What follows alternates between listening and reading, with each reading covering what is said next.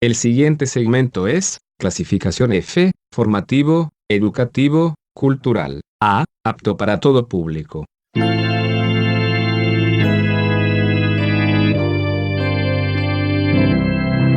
Bienvenido a Hora de Estudio Bíblico con nuestro maestro el Dr. Lehman Strauss. Este estudio es el resultado del tiempo personal con el Señor, el ministerio pastoral y la experiencia en conferencias bíblicas del Dr. Lehman Strauss. Él nos instruye y alienta con la enseñanza de la palabra de Dios. Ahora, el Dr. Strauss.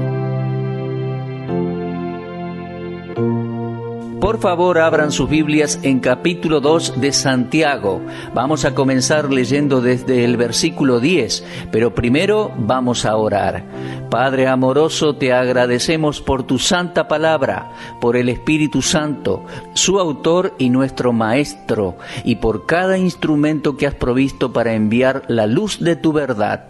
Te agradecemos por cada estación de radio que emite este programa. Te agradecemos por los que escuchan y son bendecidos. Te agradecemos, Señor, por los que sostienen este ministerio con sus oraciones y ofrendas. Oramos para que tu palabra encuentre lugar en muchos corazones en este día. Oh Dios, que esta emisión traiga honor y gloria al Señor Jesús y muchas bendiciones para nuestros oyentes. Te agradecemos nuevamente por tu palabra, querido Dios, que permanezca en nuestros corazones. Oramos en el nombre de Jesús. Amén. Vamos a leer Santiago 2 a partir del versículo 10. Y dice: porque cualquiera que guardare toda la ley, pero ofendiere en un punto, se hace culpable de todos. Porque el que dijo, no cometerás adulterio, también ha dicho, no matarás. Ahora bien, si no cometes adulterio, pero matas, ya te has hecho transgresor de la ley. Versículo 12. Así hablad y así haced, como los que habéis de ser juzgados por la ley de la libertad. Versículo 13. Porque juicio sin misericordia se hará con aquel que no hiciere misericordia, y la misericordia triunfa sobre el juicio. Me parece que el Espíritu Santo se anticipó a aquellos que pudieran sorprenderse y rebelarse ante el hecho de que la ley los consideraba transgresores porque hacían acepción de personas. Ahora, debo confesar que en mis primeras lecturas de la carta de Santiago, estos dichos me parecieron fuertes. Debo admitir esto. Y seguro algunos de ustedes que han seguido estos mensajes estarán diciendo lo mismo. No se apresure en su juicio, hermano. Recuerde que este libro fue escrito por inspiración del Espíritu Santo, y ciertamente ninguno de nosotros se atrevería a encontrar faltas en lo que Dios nos dice. Por lo tanto, si usted no lo entiende ahora y le parece duro, ore para que Dios obre en su corazón. Ahora, ¿cómo es que violamos la ley de Dios cuando fraternizamos con los ricos mientras rechazamos a los pobres? Mantenga en mente que no estoy diciendo que está mal socializar con los ricos. Hay pocas personas que tienen riquezas y que son muy amables y amistosos conmigo y con mi esposa. Nos invitan a sus casas cuando estamos en su provincia. Somos tan bienvenidos como lo son sus amigos ricos, y son queridos hermanos y hermanas en Cristo. Y disfrutamos eso, les amamos, pero no los adulamos. Y no pensamos que ellos son mejores que otros. Y ellos tampoco aceptarían que hiciéramos esto. No está mal socializarse con gente que tiene dinero. Pero si hago esto para rechazar al pobre, mirando por encima del hombro a aquellos que no tienen dinero, eso sí que está mal. En los estudios anteriores hemos visto que el amor a Dios y a nuestros semejantes es la estructura básica de toda la ley. En el capítulo 2, versículo 10, Santiago dice: porque cualquiera que guardare toda la ley, pero ofendiera en un punto, se hace culpable de todos. Este versículo hace dos cosas. Primero, aclara el sujeto. Arroja luz sobre el problema y enfatiza la culpa de aquellos que violan la ley real del amor de Dios. Santiago no está diciendo que los pecados son iguales en magnitud y en los resultados dañinos. No, lo que está diciendo es que la desobediencia a uno de los mandamientos pone al ofensor como transgresor delante de Dios. Supongamos que yo fui capaz de guardar 9 de los 10 mandamientos que Dios dio a Israel. Me convierto en transgresor de la ley. ¿Cuántos eslabones deben romperse en una cadena para que se corte? Si yo estoy cayendo a un precipicio sostenido de una cadena con 10 eslabones, le pregunto, ¿cuántos eslabones tienen que romperse para que yo me caiga? Claro, uno solo. Y la palabra está diciendo aquí que si nosotros desobedecemos una parte de la ley, nos convertimos en transgresores de la misma. Podemos extraer algunas lecciones del versículo 10. Primero, cualquier violación de un simple mandamiento significa que el transgresor es desobediente ante aquel que hizo la ley. Dios es el dador de la ley. Y si usted viola uno de los mandamientos de Dios, entonces ha desobedecido a Dios porque es Él quien dio la ley. Aquí está involucrado el principio de obediencia. Si un hijo persiste en desobedecer solo una de las normas de su padre, ¿puede tal hijo ser calificado como desobediente? Por supuesto, tal persistencia en desobedecer solo uno de los mandamientos del padre prueba que ese hijo posee un espíritu de desobediencia. Y podemos justificar al padre si éste duda de la conducta de su hijo. Además, otro ejemplo, solo se necesita una mentira para ser un mentiroso. Otra cosa, solo se necesita un acto de adulterio para ser un adúltero. Solo un robo es necesario para que la persona sea un ladrón. Se necesita solo un asesinato para convertirse en transgresor de la ley. Solo necesito hacer una ofensa para fallar en los requerimientos de la ley de Dios. Esta es la lección que aprendemos en Santiago 2:10. Ahora, encontramos también una segunda lección, que la ley de Dios está unificada. Oh, queridos amigos, tengamos cuidado de no sentir orgullo por obedecer la ley. Podemos comparar la ley con una vestimenta completa sin costura. D.L. Moody comparó la ley de Dios con una cadena de 10 eslabones, como decíamos. Si los 10 eslabones se rompen, el hombre cae al precipicio. Si 5 eslabones se rompen, el hombre cae al precipicio. Pero si tan solo uno se rompe, el hombre cae al precipicio. Violar la ley en un punto es ser un transgresor de la misma.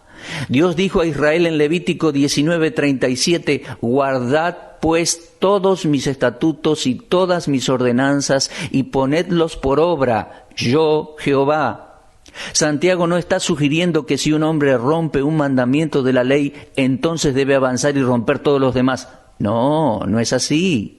Lo que él está diciendo es que si un hombre rompe todos los mandamientos, o solo uno, es un transgresor. ¿Se entiende? Cuando yo era pastor, un hombre de nuestra comunidad fue capturado, juzgado y encontrado culpable por asesinar a la hija de un vecino. Miren, en el transcurso del juicio apareció un número de testigos para testificar a favor del hombre. Todas las cosas buenas que ellos dijeron de él no conmovieron al juez. Uno de los abogados enfatizó que el hombre no estaba siendo juzgado por alguna bondad en él, ni por las leyes que obedecía, sino por la ley que había violado. Él había asesinado a una niña, era culpable de homicidio, y al fin y al cabo recibió la sentencia que por ley merecía. ¿Se da cuenta? Santiago 2:10 se dirige tanto a pecadores como a santos. Y que todos los que dependen de sus buenas obras reflexionen seriamente en este versículo. Y si usted es uno de ellos, mi amigo, reflexione en este versículo. Y también en Gálatas 3:10. Porque todos los que dependen de las obras de la ley están bajo maldición. Pues escrito está: maldito todo aquel que no permaneciere en todas las cosas escritas en el libro de la ley para hacerla. Dice todas. Ni Santiago ni Pablo estaban diciendo que el obedecer la ley les salvaría a alguien. Romanos 3:28 dice, concluimos pues que el hombre es justificado por fe sin las obras de la ley. Y yo no estoy diciendo que guardar la ley contribuye en algo para la salvación. No. No somos salvos por la ley. Si la salvación viniera por obedecer la ley, entonces no hubiese sido necesario que Cristo muriera en la cruz. El Señor Jesús fue el único hombre que guardó toda la ley, y Él murió para que todos los pecadores culpables sean liberados del castigo de la ley que habíamos violado. En Gálatas 3:13 dice: Cristo nos redimió de la maldición de la ley, hecho por nosotros maldición, porque está escrito: maldito todo el que es colgado en un madero. Nada puede ser añadido a la obra que el Señor Jesucristo hizo en la cruz del Calvario. Si usted me está escuchando ahora y no es salvo, puede encontrar esa salvación por medio de la fe en Jesucristo. Acepte la obra de Cristo a su favor, mi amigo. No hay otra forma en que pueda ser salvo. Dios no ofrece dos maneras para ser salvos. Dios tiene solo una. Y por ser salvos por la gracia en Cristo, no estamos obligados a obedecer la ley para ser salvos. La obediencia a la ley no tiene nada que ver con la salvación. Somos salvos por la gracia, por medio de la fe, y esto no de nosotros, sino que es un don de Dios, dice Efesios 2:8. Y gracias a Dios que la salvación del pecador no depende de la obediencia de la ley, sino nunca podría haber sido salvo. Si un hombre guarda toda la ley de Dios excepto un punto, la violación del mismo punto lo convertiría en transgresor y quedaría sujeto al castigo de Dios. Santiago ahora se dirige a aquel en cuya autoridad la ley descansa. Observe el versículo 11. Porque el que dijo: no cometerás adulterio, también ha dicho: no matarás. Ahora bien, si no cometes adulterio, pero matas, ya te has hecho transgresor de la ley. Mi amigo, si usted nos sintonizó hace un rato, estamos considerando el capítulo 2 del libro de Santiago, versículo 11. Soy Lehman Strauss, trayéndole este estudio bíblico. Estamos ahora en nuestro estudio número 12 de la Epístola de Santiago.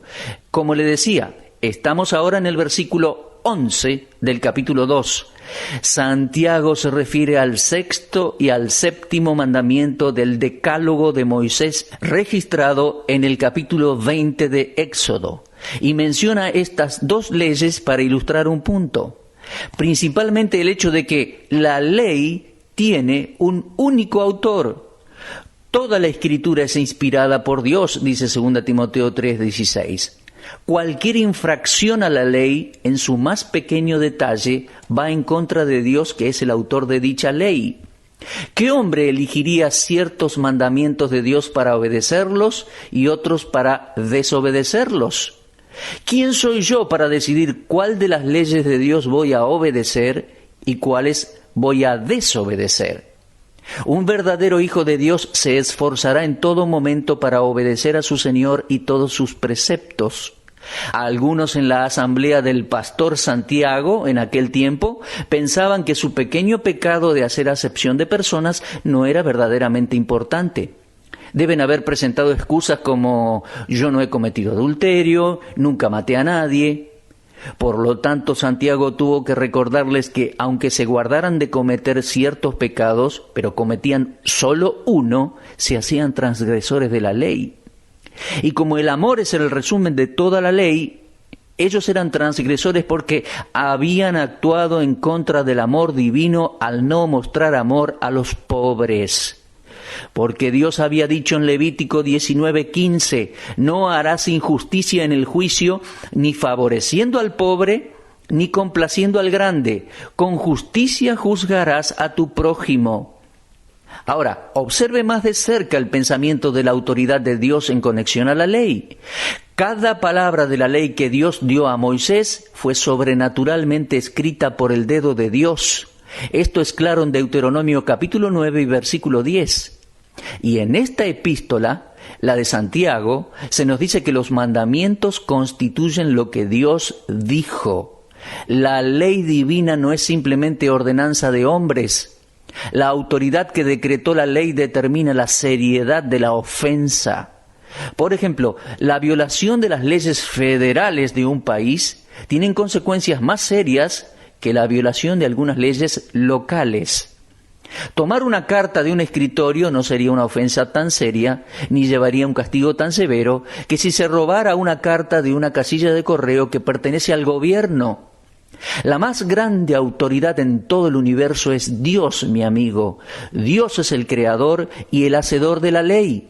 Y Él tiene una ley que dice: no os engañéis, Dios no puede ser burlado. Todo lo que el hombre sembrare, eso también cosechará. Lo leemos en Gálatas 6:7.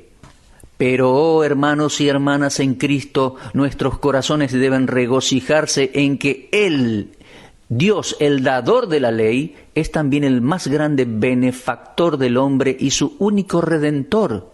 Ah, bendito sea el nombre del Señor. Hay salvación y libertad para todos los transgresores de la ley. Gálatas 3:13 dice: Cristo nos redimió de la maldición de la ley, hecho por nosotros maldición, porque escrito está: maldito todo aquel que es colgado en un madero.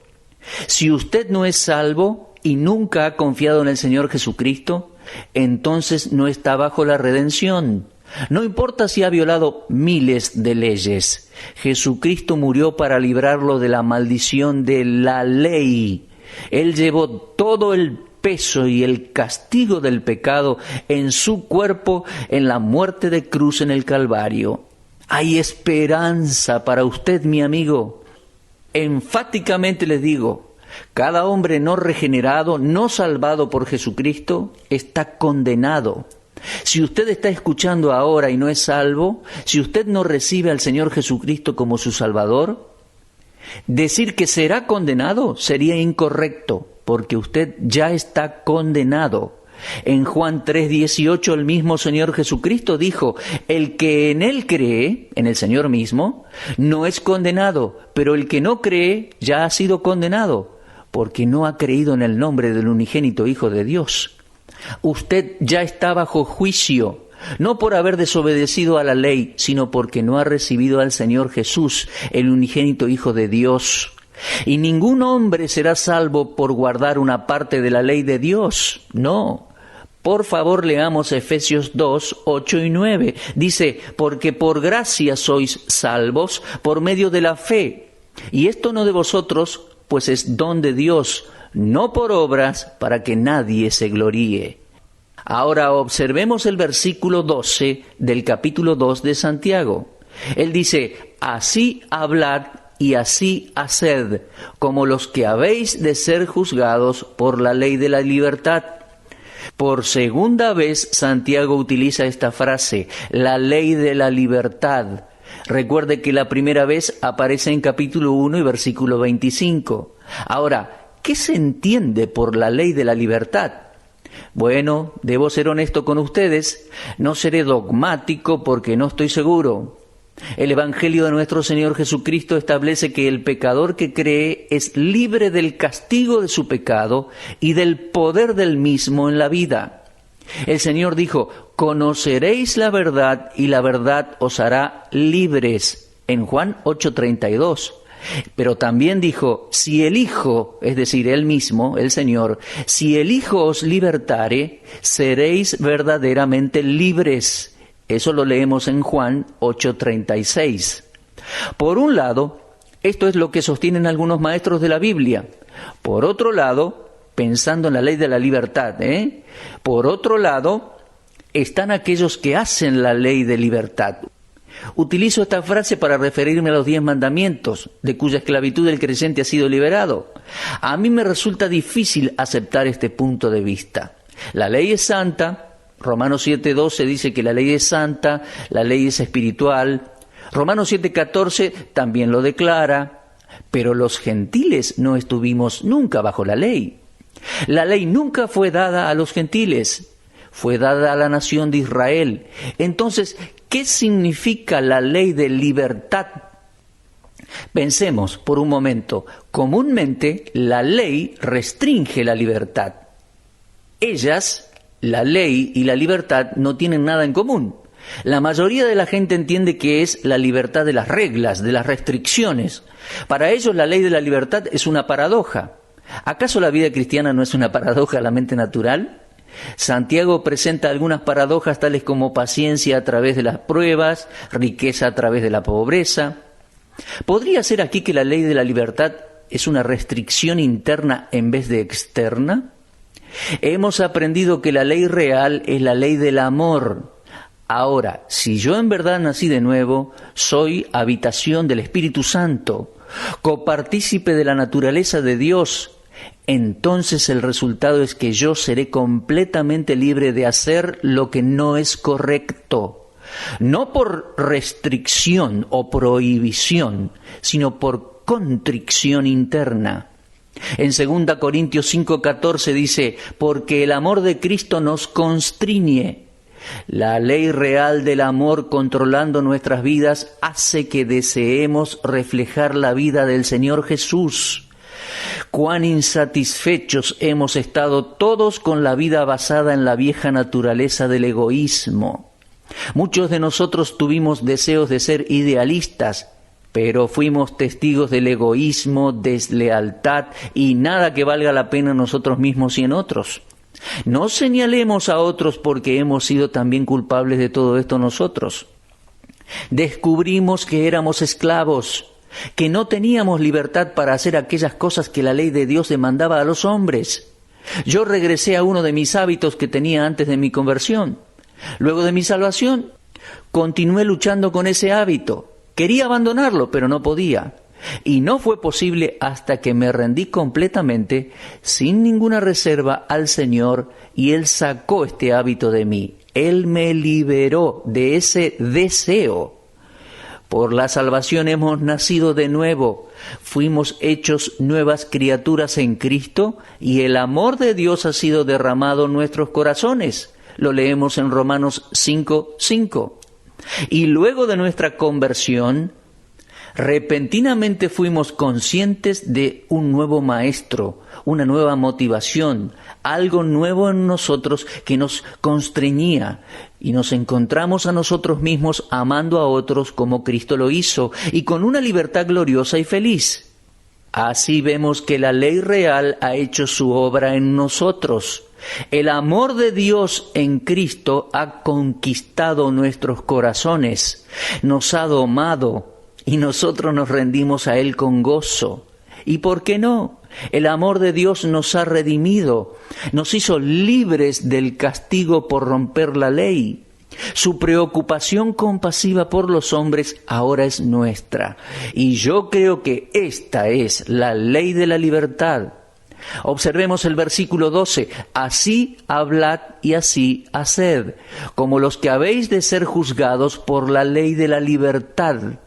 Aquí se nos dice que hay un día de juicio para el cristiano, que tanto sus palabras como sus acciones serán juzgadas de acuerdo a esta ley que recibió. Ahora, ningún cristiano debe temer al juicio del gran trono blanco, como ya lo hemos dicho, porque este es solo para inconversos. Ningún hijo de Dios será condenado con los malignos.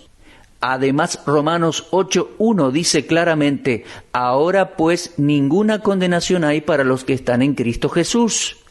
No habrá ningún creyente en el infierno, ni siquiera por haber roto uno de los 10 mandamientos. No estamos bajo la ley, sino bajo la gracia. Sin embargo, habrá un día en el futuro cuando todos los cristianos compareceremos ante el tribunal de Cristo. Lo leemos en Romanos 14:10 y en 2 Corintios 5:10. ¿Y cuál es el propósito de ese juicio? Probar nuestras obras, nuestro comportamiento como cristianos. En aquel momento las recompensas serán entregadas o retiradas de cada cristiano sobre la base de su fidelidad, de su mayordomía como creyentes. En aquel día la obra de cada cristiano será probada y todas las injusticias desaparecerán. No es el creyente el que estará bajo juicio, sino su obra. Ahora, ¿puede un cristiano rogar por misericordia en el tribunal de Cristo? Me han preguntado esto. La respuesta es de ninguna manera. Dios tendrá el verdadero archivo de mis palabras y obras, y por ese registro seremos evaluados. El versículo 13 es claro en este punto. El creyente que no muestre misericordia será juzgado sin misericordia. No hay nada legalista ni injusto en este juicio. Si usted me está escuchando ahora y es ya un hijo de Dios, recuerde, las recompensas serán entregadas o retiradas sobre la base de la justicia de Dios. Algunos cristianos que han sido honrados por los hombres aquí, en la tierra, se sentirán frustrados en aquel día. La gente puede idolatrarnos, pero tal vez no seamos héroes en el libro de Dios. Algunas veces pienso que los ganadores en el tribunal de Cristo pueden ser algunos humildes y tiernos cristianos que nunca aparecieron en una plataforma pública, ni cantaron ante una audiencia, ni predicaron un sermón, nunca enseñaron en la escuela dominical, ni escribieron ningún libro, pero fueron capaces de amar a la gente con el amor de Dios. Bueno, nuestro tiempo se ha agotado ya por hoy. Queremos saber acerca de ustedes, amigos. Por favor, escríbanos. Si Dios quiere, estaremos de regreso en esta misma emisora radial para continuar nuestro estudio en la Carta de Santiago. Hasta entonces. Usted estuvo escuchando Hora de Estudio Bíblico con el maestro el doctor Lehmann Strauss. Si desea escuchar una vez más este mensaje, visite nuestra página en la internet www.bbnradio.org. Le dejamos la invitación para que el día de mañana nos acompañe aquí, en este mismo horario y punto del dial. Hora de Estudio Bíblico es una producción de BBN.